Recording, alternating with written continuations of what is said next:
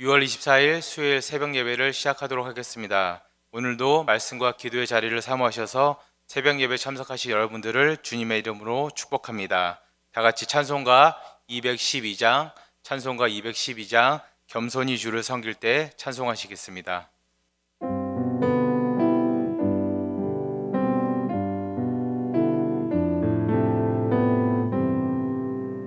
겸손히 주를 섬길 때 괴로우니 임하느나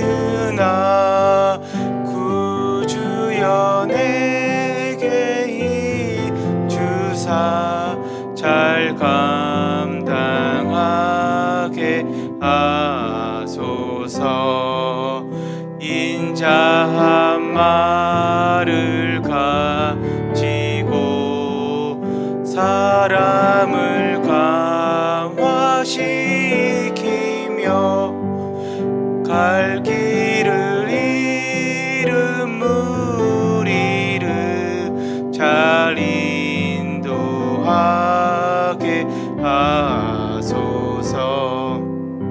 구주의 귀한 인내를 깨달아 알게 하시고 굳건한 믿음 주셔서 늘 승리하게 하소서. 장래의 영광 비추사 소망이 되게 하시며 구주와 함께 살면서 참 평강 얻게 하소서. 아멘. 다 같이 기도하시겠습니다. 사랑의 하나님, 오늘도 주의 말씀을 사모해서 새벽 예배에 참석하게 하여 주심을 주님 감사드립니다. 말씀 가운데 은혜밖에 없이고 기도 가운데 응답하여 주옵소서. 주의 귀한 교회 성도님들을 위해서 기도드립니다. 장기화되고 있는 코로나 사태 가운데 먼저 신앙적으로 지켜주시고 은혜 주셔서 이 어려운 시간들을 통해서 주님을 더 의지하고 주님만을 소망으로 삼고 살아가게 하여 주시옵소서. 어려움과 병마로 싸우는 성도님들이 있습니다. 주님 불쌍히 여겨주시고 긍휼히 여겨주셔서 모든 어려움이 해결되고 모든 병마가 깨끗하게 낫는 은혜를 주시옵소서. 직장과 학교에 있는 성도님들과 우리 아이들을 위해서 기도합니다. 특별히 안전한 가운데서 일하고 공부하게 하여 주옵시고 주의 은혜가 넘치고 예비하심이 드러나게 하시고 도우심이 역사하는 성도님들의 직장과 우리 아이들의 학교가 되게 하여 주옵소서. 오늘 하루도 우리에게 호흡 주신 하나님을 찬양하며 우리를 위해서 십자가를 지신 예수님의 이름으로 기도드렸습니다. 아멘. 오늘 말씀은 신명기 5장 16절에서 21절입니다. 신명기 5장 16절에서 21절입니다. 구역성경 269페이지 정도에 있습니다. 제가 봉독해 올리겠습니다. 너는 내 하나님 여호와께서 명한 대로 내 부모를 공경하라. 그리하면 내 하나님 여호와가 내게 준 땅에서 내 생명이 길고 복을 누리리라. 살인하지 말지니라. 간음하지 말지니라. 도둑질하지 말지니라. 내 이웃에 대하여 거짓 증거하지 말지니라. 내 이웃의 아내를 탐내지 말지니라. 내 이웃의 집이나 그의 밭이나 그의 남종이나 그의 여종이나 그의 소나 그의 낙이나 내 이웃의 모든 소유를 탐내지 말지니라. 아멘. 오늘은 우리의 삶과 이웃을 위한 계명, 우리의 삶과 이웃을 위한 계명이라는 제목으로 말씀을 전하도록 하겠습니다. 오늘 본문은 우리가 세상과 타인에 대해서, 특별히 부모님과 이웃에 대해서 지켜야 될 계명에 대해서 말씀을 하고 있습니다. 우리가 세상과 이웃을 위해서 지켜야 할 계명은 비단 이웃과 세상만을 위한 것이 아니라 이는 우리를 위한 계명이기도 합니다. 이 시간 6가지 계명을 깊게는 우리가 알아보지 못하지만 각 계명의 의미와 핵심 메시지만이라도 간략하게 나누도록 하겠습니다. 먼저 5계명입니다. 오늘 본문 16절입니다. 제가 다시 한번 읽어드리겠습니다. 너는 내 하나님 여호와께서 명한 대로 내 부모를 공경하라. 그리하면 내 하나님 여호와가 내게 준 땅에서 내 생명이 길고 복을 누리리라. 아멘. 비슷한 말씀이 출애굽기와 레위기도 있습니다. 출애굽기 20장 12절에 이렇게 말씀하고 있습니다. 내 부모를 공경하라. 그리하면 내 하나님 여호와가 내게 준 땅에서 내 생명이 길리라. 그리고 레위기 19장 3절 상반절입니다. 너희가 각 사람은 부모를 경외하고, 그리고 레위기 19장 32절입니다. 너는 샘머리 앞에서 일어서고 노인의 얼굴을 공경하며 내 하나님을 경외하라. 나는 여호와니라. 아멘. 하나님께서는 세상과 이웃을 향한 그 첫 계명으로 부모님에 대한 공경을 가장 먼저 언급하셨습니다. 그리고 그에 따른 복은 하나님께서 주신 땅에서 너희가 장수하겠다고 말씀하셨습니다. 부모님을 공경하라. 여기서 이제 공경이란 말은 히브리어로 카바드입니다. 카바드. 카바드란 말은 공경하다, 그리고 영화롭게 하다, 존경하다, 그리고 굳건하게 하다, 그리고 풍족하게 하다, 이런 뜻이 있습니다. 오늘 말씀처럼 부모님을 공경하며 장수의 복을 받는다는 말도 있지만, 그리고 반대로 우리가 부모님을 공경하지 않으면 벌을 받는다는 말도 성경에 있습니다. 신명기 21장 18절에서 21절 말씀을 제가 읽어드리겠습니다. 사람에게 완악하고 패역한 아들이 있어 그의 아버지의 말이나 그 어머니의 말을 순종하지 아니하고 부모가 징계하여도 순종하지 아니하거든 그의 부모가 그를 끌고 성문에 이르러 그 성읍 장로들에게 나아가서 그 성읍 장로들에게 말하기를 우리의 이 자식은 완악하고 패역하여 우리 말을 듣지 아니하고 방탕하며 술에 잠긴 자라 하면 그 성읍의 모든 사람들이 그를 돌로 쳐 죽일지니 이같이 내가 너희 중에서 악을 제하라. 그리하면 온 이스라엘이 듣고 두려워하리라. 아멘. 부모를 공경하지 않고 완악하고 패역하고 방탕하고 술 취한 자식은 부모가 그 자녀를 사람들에게 끌고 나아가서 돌에 쳐 맞아 죽게 할 수도 있다는 것입니다. 그런데 여기서 자녀를 이제 공적인 자리, 그 성읍 앞으로 데려가는 이유가 있습니다.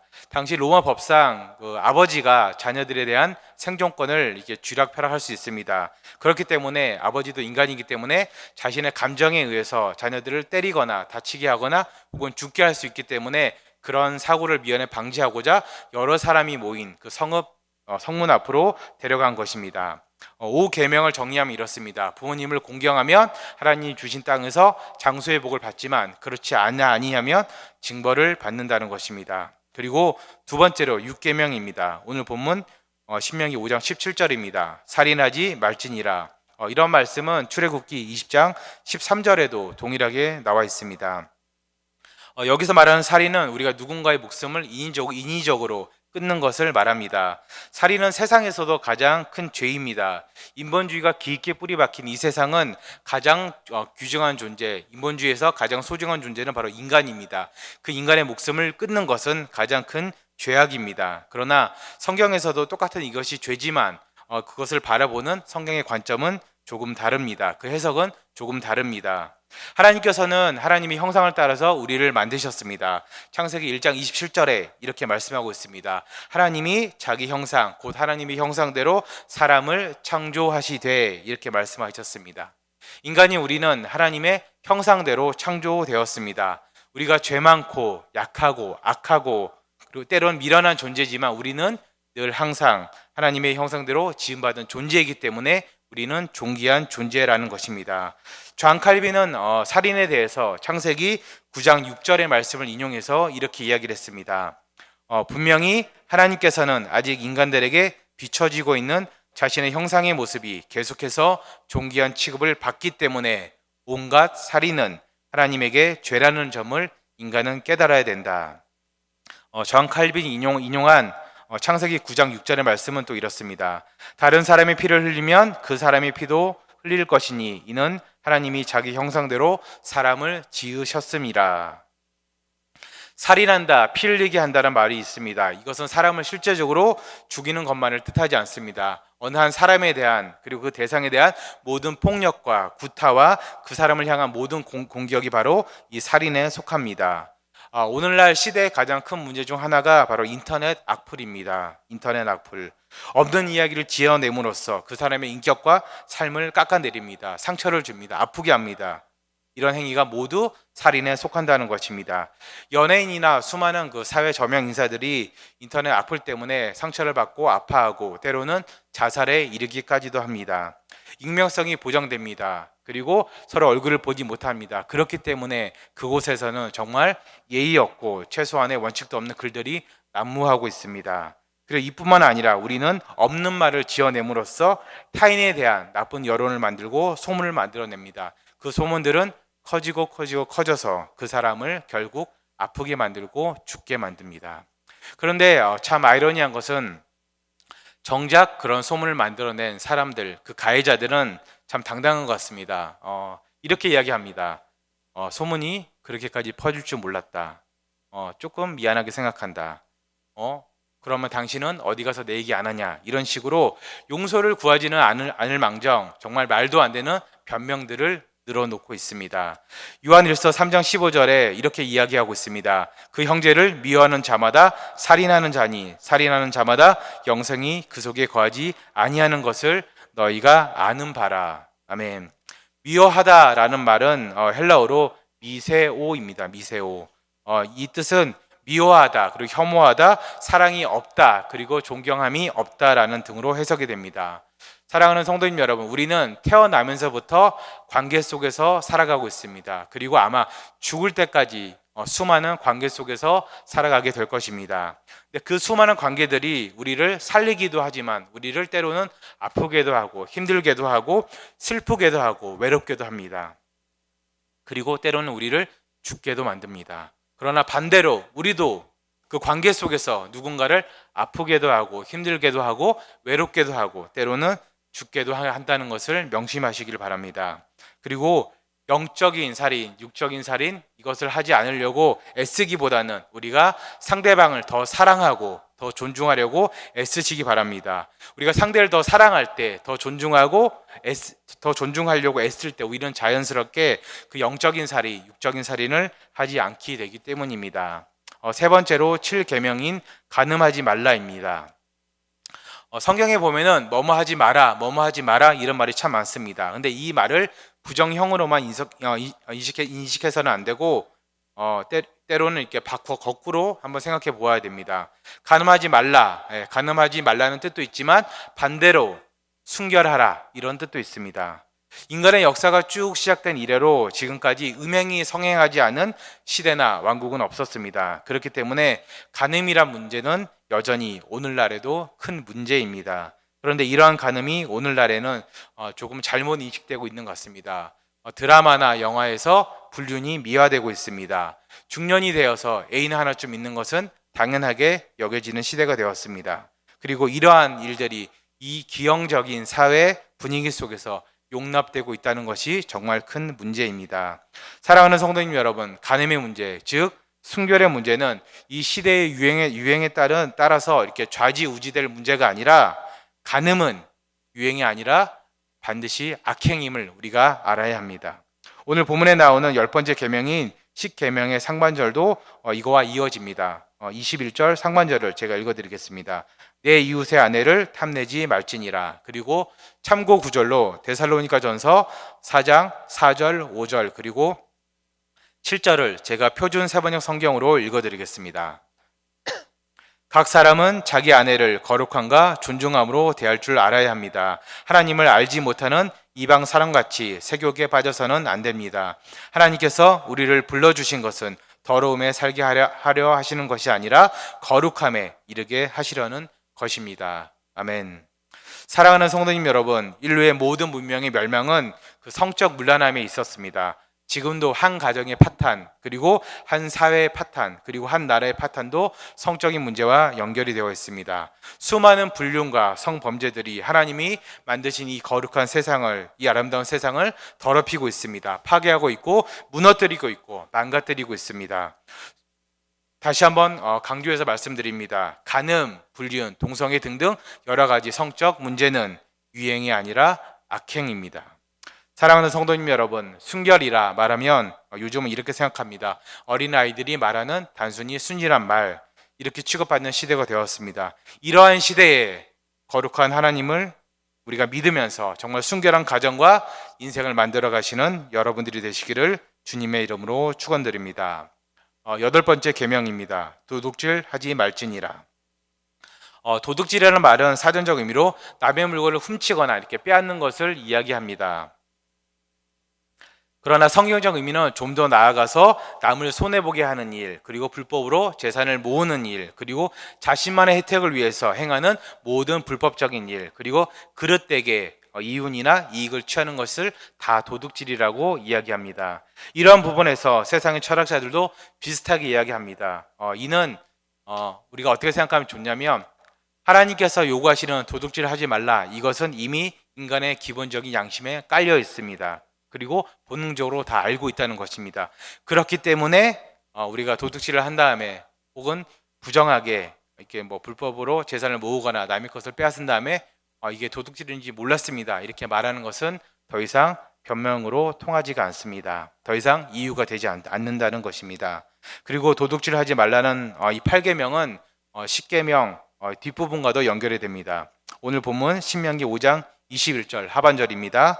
내 이웃의 집이나 그의 밭이나 그의 남종이나 그의 여종이나 그의 소나 그의 낙이나 내 이웃의 모든 소유를 탐내지 말지니라. 참고 구절로 레위기 19장 13절도 함께 읽어드리겠습니다. 너는 내 이웃을 억압하지 말며 착취하지 말며 품꾼의 삭슬 아침까지 밤새도록 내게 두지 말며. 여기서 이게 착취하다 이런 말이 있는데 히브리어로 아삭입니다. 아삭. 이 아삭이란 말은 늑탈하다, 약탈하다, 중상모략하다, 그리고 빼앗다는 뜻이 있습니다. 그렇기 때문에 도둑질하는 것은 단순히 물건을 빼앗는 것만을 뜻하는 것이 아닙니다. 남을 속이고 필요 이상으로 이익을 취하는 모든 것이 바로 도둑질에 해당되는 것입니다.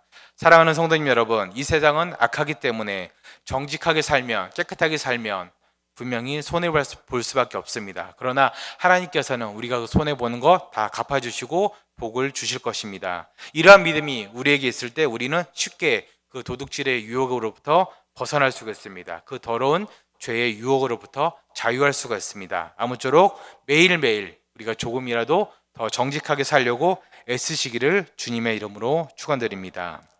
그리고 9계명입니다. 내 이웃에 대하여 거짓 증거하지 말지니라. 여기서 나온 증거라는 말은 헬라어로 앳입니다. 앳. 원래 해석상 이제 여기서는 증거라 쓰였는데 원래는 증인이란 말로 더 많이 쓰입니다. 그래서 원어 성경을 이렇게 지역하면은 내 이웃에 대하여 거짓 증인이 되지 말라, 이렇게 해석이 됩니다. 거짓 증인, 없는 말을 지어내고 상대를 힘들게 하는 것입니다. 앞서 말씀드린 6계명인 살인하지 말라라는 그 계명과 연결이 됩니다. 거짓 증거나 그 거짓 증인들은 결코 선한 결과를 야기할 수가 없습니다. 그래서 우리는 상대에 대해서 단순히 거짓말을 하지 않는 그 차원을 넘어서서 악의와 증오와 가식과 모욕적인 내용을, 그리고 그 없는 내용들을 만들어서 유포하는 것을 우리는 금해야 됩니다. 아마도 인생을 오래 사신 어르신들은 다 아실 것입니다. 내가 하는 모든 말은 다 나에게 돌아오고, 말로 남을 내가 만약 힘들게 했다며 결국 나 자신도 그 말로 인해서 망한다는 것을 아실 것입니다. 사랑하는 성도님 여러분, 그리고 출애굽기 23장 7절에서도 이렇게 이야기를 하고 있습니다. 거짓 일을 멀리하며 무죄한 자와 의로운 자를 죽이지 말라. 나는 악인을 의롭다 하지 아니하겠노라. 하나님께서는 거짓 일을 행하는 자를 멀리하겠다 말씀하시면서 거짓 증거, 남을 말로 해하고 아프게 하고 그리고 거짓 소문을 내는 사람을 악인이라고 지칭하셨습니다. 영어 성경에는 wicked라고 이제 해석이 되어 있는데 사악한 자, 이렇게 표현이 됩니다. 사랑하는 성도님 여러분, 기왕이면 남을 세우는 말, 그리고 사랑하는 말, 그리고 존경하는 말로 남을 세워주시기를 바랍니다. 그리고 우리는 진실한 말을 할 때 우리가 때로는 큰 이익을 얻지는 못하지만, 남보다 낮아질 수도 있지만 그럼에도 불구하고 거짓 증거를 하지 않는 여러분들이 되시기를 주님의 이름으로 축원드립니다. 마지막으로 10계명입니다. 제가 읽어드리겠습니다. 내 이웃의 아내를 탐내지 말지니라. 내 이웃의 집이나 그의 밭이나 그의 남종이나 그의 여종이나 그의 소나 그의 낙이나 내 이웃의 모든 소유를 탐내지 말지니라. 이 10번째 계명인 10계명은 6, 7, 8, 9 계명을 이렇게 종합한 계명이기도 합니다. 먼저 7계명인 간음과 그리고 8계명인 도둑질에 대해서 직접적으로 언급하고 있습니다. 그리고 6계명인 살인과 그리고 9계명인 거짓 증거도 연관성을 가지고 있습니다. 오늘 우리는 5계명부터 10계명까지 총 6개의 계명을 보았습니다. 부모님을 공경하라는 5계명을 제외하고는 하나님께서 우리에게 요구하신 것은 육신의 순종과 순결함뿐만 아니라 마음의 순결함도 요구하셨습니다. 그래서 하나님께서는 이 모든 것을 다시 한번 10계명인 마지막인 10번째 계명에 종합적으로 다시 한번 말씀을 하신 것입니다. 사랑하는 성도님 여러분, 부모님을 공경하는 것이 마땅한 것이 아닌 세상에서 우리는 살아가고 있습니다. 이제는 그것이 선택이 된 세상에서 살아가고 있습니다. 그러나 그럼에도 불구하고 주님께서 명하신 부모님을 공경하셔서 하나님께서 주신 땅에서 장수하시는 여러분들이 되시기를 주님의 이름으로 축원드립니다. 그리고 이웃을 위해서 우리 스스로도 영적으로나 육적으로나 살인하지 않고 간음하지 않고 그리고 도둑질하지 않고 거짓 증거하지 않고 그리고 이웃의 모든 것을 탐하지 않으시기를 주님의 이름으로 축원드립니다. 우리 이 시간 다 같이 말씀을 놓고 기도했으면 좋겠습니다. 우리 기도할 때 이렇게 기도했으면 좋겠습니다. 하나님께서 주신 우리 육신의 부모님을 잘 공경하며 살아갈 수 있도록 기도했으면 좋겠습니다. 그리고 특별히 이웃과 우리 자신을 위해서 영적으로나 육적으로나 살인하지 않고 그리고 간음하지 않고 도둑질하지 않고 거짓 증거하지 않는 우리가 되게 해달라고 이 시간 다 같이 주님 이름 크게 한번 부르고 기도하시겠습니다. 주여, 사랑의 하나님 감사드립니다. 하나님 주님 저희를 사랑하셔서 아버지 하나님 이 새벽도 저희를 깨워주시고 주의 말씀을 듣게 하시고 은혜 받게 하심을 주님 너무나도 감사를 드립니다. 하나님께서 오늘 계명을 통해서 주님 저에게 말씀하셨습니다. 부모님을 공경하라 했습니다. 우리를 낳아주신 육신의 부모님을 정말 잘 공경해서 하나님이 주신 땅에서 우리가 장수하는 그 복을 누릴 수 있도록 도와주시옵소서. 주님 특별히 우리가 우리 자신을 위해서 그리고 이웃을 위해서 영적으로나 육적으로나 살인하지 않고 가늠하지 않고 도둑질하지 않고 거짓 증거하지 않고 남이 커서 탐하지 않는 우리가 되게 하여 주시옵소서. 때로는 말로 때로는 우리가 육체적으로 아버지 하나님 사람을 아프게 하고 아버지 하나님 살인하기도 하고 간음하기도 하고 그리고 도둑질하기도 하고 거짓 증거를 하기도 합니다. 주님 저희를 불쌍히 여겨주시고 주님 저희를 변화시켜 주셔서 무엇보다도 하나님 안에서 거룩하신 하나님 안에서 우리가 더욱더 하나님의 계명을 잘 지키며 살아갈 수 있도록 인도하시고 도와주시옵소서. 그럴 때 아버지 하나님 이 나라가 새로워지고 이 민족이 새로워지고 이 교회와 이 사회가 새로워지고 특별히 우리 가정과 우리 자신이 새로워질 수 있도록 주님 인도하시고 축복하시고 도와주시옵소서. 매주 수요일은 특별히 우리 교회 교육부서와 다음 세대를 위해서 기도하는 날입니다. 이 시간 기도하실 때에 주여 우리 교회 모든 교육부서를 살려주시사 은혜 충만하게 하여 주옵소서. 교육부서를 섬기는 모든 사역자들과 교사들 위해 성령으로 기름 부어 주옵소서. 우리 자녀들을 다음 세대를 이끌어갈 하늘의 지도자들로 사용하여 주옵소서. 그리고 계속해서 담임 목사님을 위해서 기도하시고 함께 동역하시는 장로님들과 교육자들을 위해서 같이 기도해 주시기 바랍니다. 그리고 온 교회가 이렇게 코로나 사태로 어려운 시기 가운데서도 성령으로 충만한 가운데 부흥의 역사를 이루게 해달라고 이 시간 교육부서와 다음 세대를 위해서 합심으로 기도하신 후에 자유롭게 기도하시겠습니다. 이 시간 다 같이 기도하실 때 다시 한번 주님의 이름 크게 한번 부르고 기도하겠습니다. 주여, 사랑의 하나님 감사드립니다. 주님 특별히 오늘 수요일은 교육부서와 다음 세대를 위해서 기도하는 날입니다. 주님 이 시간 우리에게 모든 교육부서를 살려주시다 주님의 은혜 가운데서 늘 성령 충만할 수 있도록 인도하시고 도와주시옵소서.